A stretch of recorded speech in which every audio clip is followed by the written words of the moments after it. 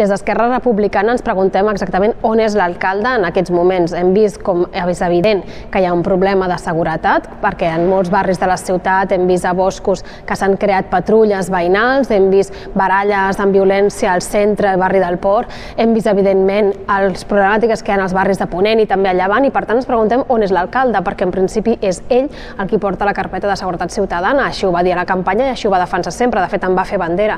Sembla que ha delegat algunes de les competències a la consellera Ors i els preguntem quina és la gestió que estan fent, perquè no sembla una gestió massa efectiva en aquests moments, veient la problemàtica que tenim, i no és un discurs de dretes. Nosaltres des d'Esquerra sempre hem treballat per la prevenció d'aquesta violència, que passa per polítiques socials i també urbanisme actiu, amb gent als carrers, amb llum, i per tant els demanem directament quina política i quina gestió estan fent en aquest tema. El que no es pot fer és polititzar la seguretat.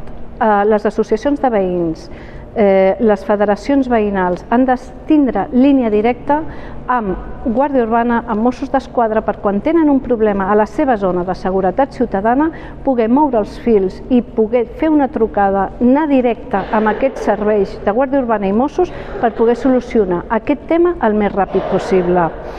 Ara mateix no és tema en aquest cas. El que s'ha de fer, segons la política actual municipal, és avisar el conseller de barri. Aquest conseller de barri ha de transmetre al conseller de seguretat aquestes inquietuds veïnals, el conseller de seguretat ha de demanar reunió amb Guàrdia Urbana i Mossos, i això fa que aquests casos s'eternitzin, i aquests casos no es poden eternitzar, han de ser directes.